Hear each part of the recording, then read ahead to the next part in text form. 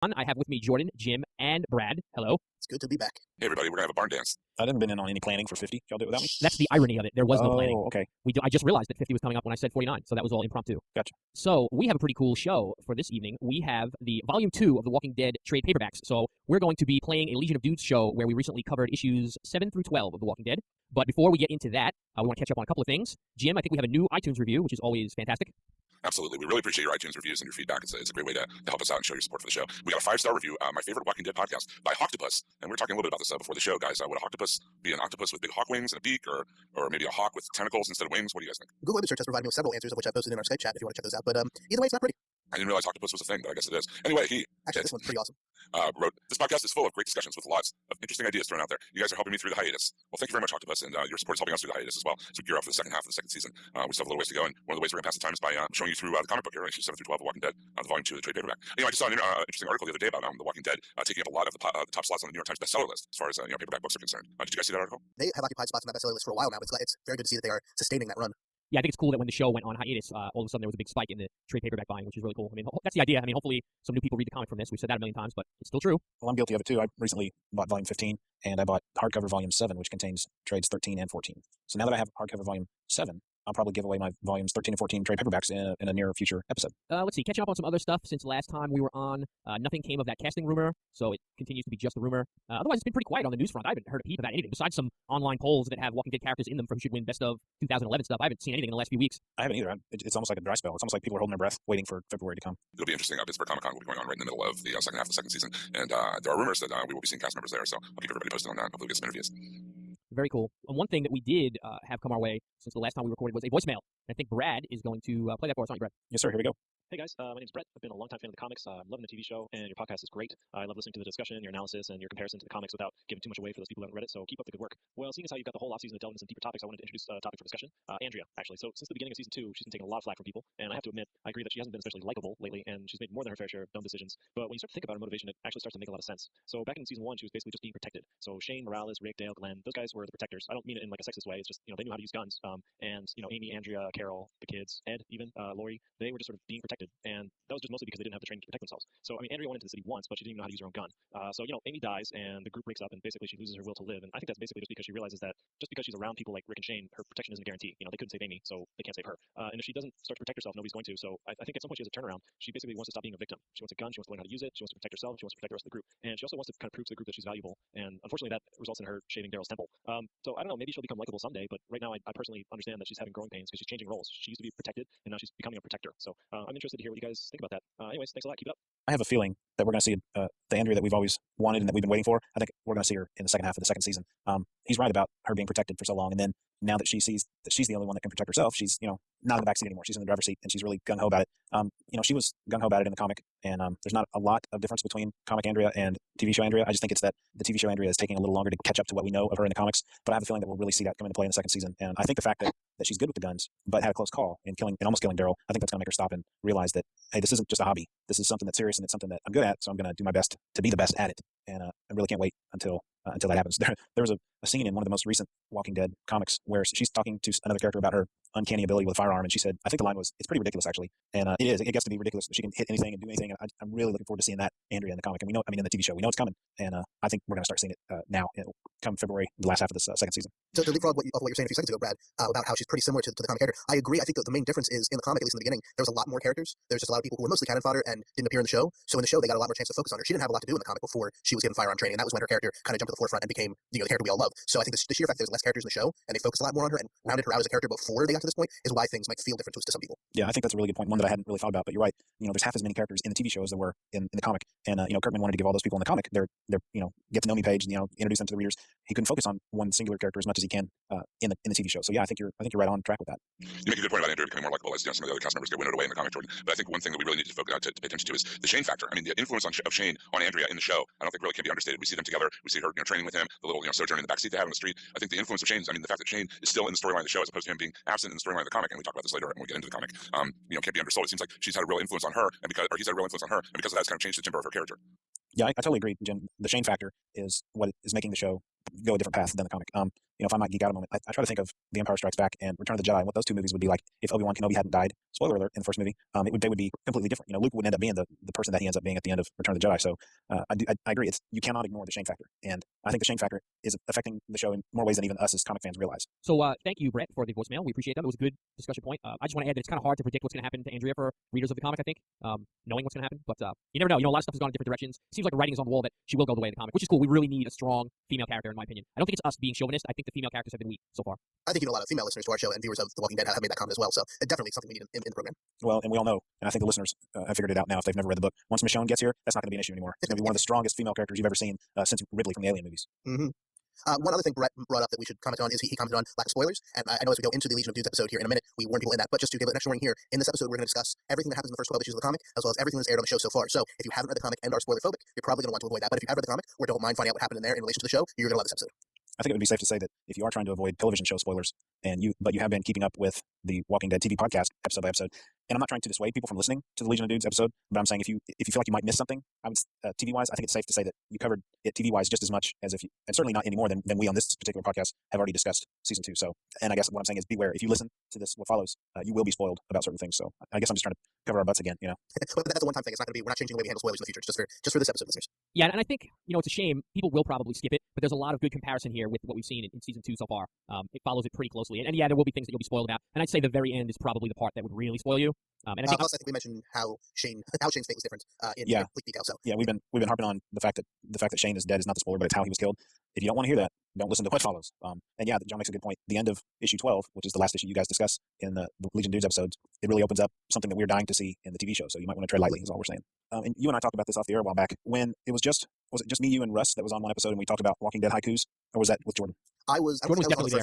Because Jordan, I remember Jordan being there because he asked to do one after the fact. For whatever reason, I remember that Jordan was there. Oh, okay. That was like the second episode we talked about, I think, not the first one. I'm not sure if the listeners thought I personally was just joking around or whatever, but as far as I know, we haven't really received many haikus at all, have we?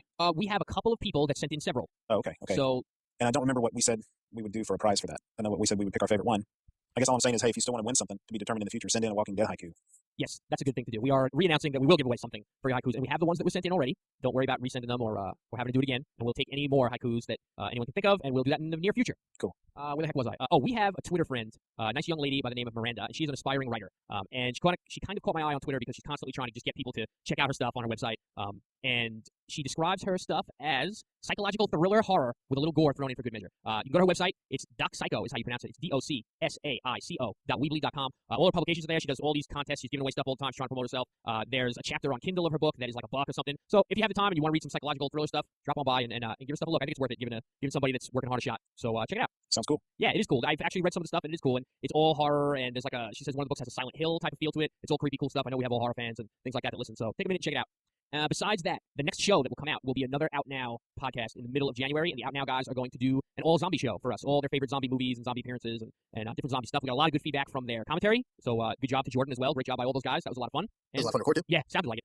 And so they're going to get another shot. They're going to do an all-zombie show for us in January, and then, you know what, before we know it, we'll be getting ready for the return of Season 2, and we're ready for it. Oh, yeah. Okay, so without further ado, here is the Legion of Dudes episode 4 of The Walking Dead trade paperback Volume 2. Beware of spoilers. I guess I'm losing hope, but like I said, it's all about slim chances now. Banded together from remote galaxies are the most sinister villains of all time. The Legion of Dudes. Dude, his dudeness, duder, El Duderino. Dude. Dedicated to a single objective, the conquest of the universe. Slim chances better than none. It's the Legion of Dudes podcast.